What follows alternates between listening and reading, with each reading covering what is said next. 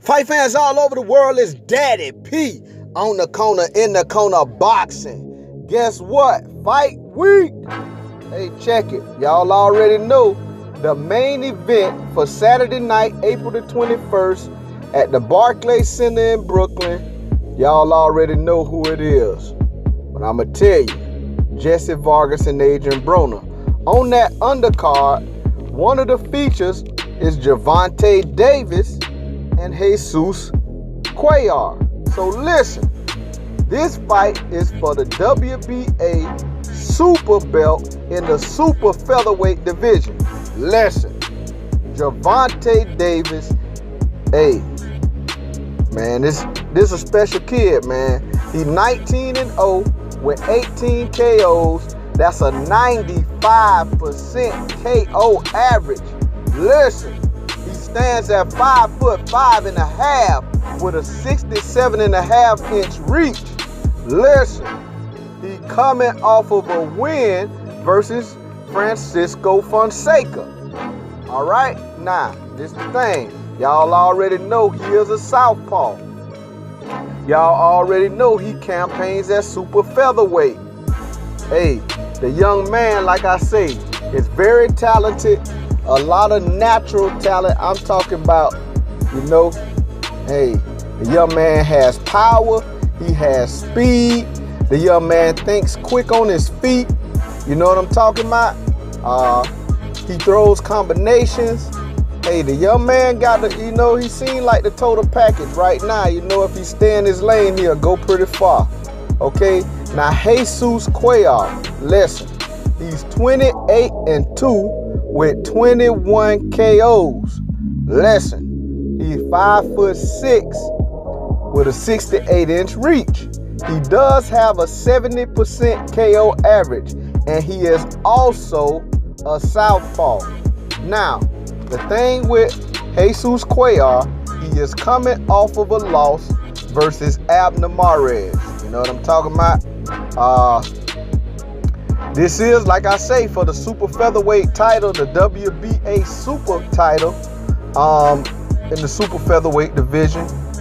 And Jesus Cuellar, he has campaigned at featherweight. So check it.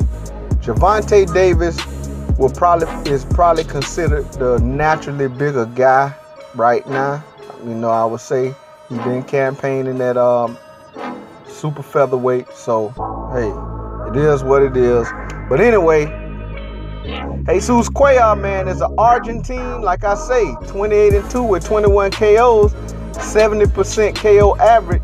It's something about them Argentinians, man. They usually, you know what I'm saying? They have a lot of knockout. They be like knockout artists. Whatever it is in the water down there, I might go drink me some. In case I gotta knock out one of these clowns around here. Well, Anyway, listen. Jesus Cuellar, hey, he is a rough and tumble guy. He is a gritty fighter. He does not have as much raw talent as Gervanta Davis. And hey, he got 70% KO average, but sometimes he has a tendency to punch a little wide. And that is like tailor-made for Gervanta Davis to, stick his combinations in. You know what I'm talking about? So, I don't know, man. I'm going to say it like this right here, man. I think Gervanta Davis, his youth, and I think his power, his precision punching and combinations, his athleticism, all that I believe is going to be too much for Jesus Cuellar. Now, like I say, hey, look, I can't tell you what round he goes knock him out in or if it's going to go to points. But I just think he going to be a little too much for Jesus Cuellar. I think Gervanta Davis will once again hold a title at super featherweight as the WBA super champion. And, y'all know he lost a title on the scale. He been waiting to get a title back. This is his shot, and I don't think he go sleep on it. It's a little bit of distractions, He been talking a little bit in the media, the little Floyd Mayweather thing, and Floyd Mayweather talking about matching him up with Lomachenko, which, you know, a lot of people have expressed that maybe it might be a little early for that. And which I'm gonna tell you the truth, I agree. Hey, listen, I am not the type of guy that would, you know, advocate ducking fighters, and that's not what I'm saying. But the guy really, this point in his career, you might mess him up if you put him in with somebody like that who has the type of amateur pedigree as Lomachenko, because, you know, Lomachenko is starting to come into his own as a professional, you know. Now, Tank Davis is very talented, man, but I think originally Floyd Mayweather really just wanted to kind of groom him before he gets to fighting somebody on that level. But anyway, having that WBA super belt would be a good addition to the young man that's under the money team, TMT. And, you know, hopefully they'll sort out their little differences they got going on so that the young man can focus. And so so sometime soon he might be ready for Lomachenko. You know what I'm saying? Because I'm going to tell you this right here. Lomachenko is a special fighter. Me, honestly, myself, I think he still have a few questions to answer. He did lose to Orlando Salido earlier in his career because he fought a veteran and a guy. You know what I'm saying? It was too soon for him to fight a veteran when he just come into the professional rankings. I don't care how much amateur pedigree you have. And a lot of people say it was a controversial decision and that Orlando Salido was, you know, fighting dirty. Hey, I agree. But this is the thing. This is the sport of boxing. You know, they ain't in there playing patty cake, baker, man, and hide and go seek and all kind of childish games. You know, these guys in there trying to hurt each other. So, you know, when you got something like that, man, you know, hey, if the referee ain't stopping it, it's fair play. You know what I'm saying? And I'm not an advocate of guys fighting dirty, but hey, sometimes you gotta get in there and, you know, hey, get in where you fit in. You know, and that's what Orlando Salido did. He showed that young man why he shouldn't be in there with a veteran, because Lomachenko did not know what to do against a veteran using veteran tactics. You know what I'm saying? That's what Orlando Salido did. Now, he showed when he got in with us, you know, hey, I ain't gonna even, you know, when he got in there with a smaller guy in Rigondeaux, he showed that he had learned something from the Salido fight, because Rigondeaux, you know, I think Lomachenko was a lot too big for him and real fast at the same time. So he was overwhelmed, so he held a lot. And, you know, he even started getting a little dirty himself. Lomachenko ain't take that for an answer. After one of them bells, Lomachenko hit him deliberately after the bell and let him know that, hey, you ain't finna just be bullying me in here and thinking that it's to no consequence. So that just showed me that Lomachenko has learned, you know. But that's what it takes. You have to have experience when you get in there with experienced fighters. And, you know, to be smart, I just feel like, you know, it's levels to this. Stay in your lane and on your level, and you can, you know, do real well. Like I say, I'm not an advocate of ducking fighters, no. But I'm just saying, it's levels to this, man. And I think, you know what I'm saying, you know, both guys are well, once Gervanta Davis, you know, Lord willing, he win Saturday night. He holds the WBA Super in the super featherweight division. He will have a belt, a title once again.